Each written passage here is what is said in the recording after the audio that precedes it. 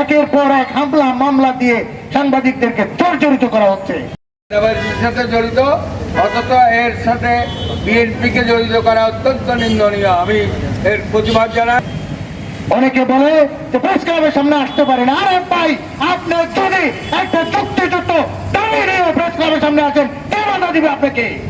আপনি দলবাজি না করতেন তাহলে আপনি এখানে এসে দাঁড়াতে পারতেন, চিৎকার করে বলতে পারতেন।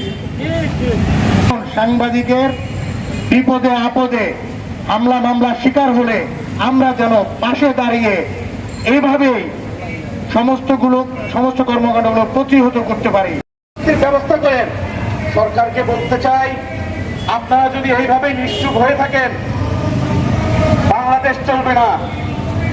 আপনাদের কাছে, আপনাদের পুলিশ প্রশাসনের কাছে যে সময় আমরা যাই, আপনারা সবসময় বলেন যে আমরা আন্দোলন এখন করছি, পুরো বছর আমরা আন্দোলন করে যাব, এবং কি একটা সাংবাদিক ভাইয়ের গায়ের উপরে কোনো ধরনের কথা বা কোনো ধরনের পরিস্থিতি আমরা সহ্য করবো না ইনশাল্লাহ। এবং যারা এই মিডিয়াটার সাথে জড়িত তাদের বিরুদ্ধেও যেন সবাইকে সোচ্চার হতে হবে।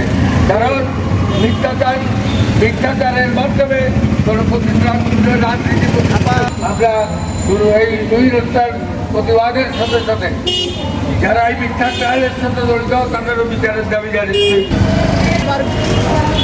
একজন আমাদের প্রিয় ভাইকে সাংবাদিককে পেশাগত দায়িত্ব পালন করার সময় হত্যা করা হয়েছে।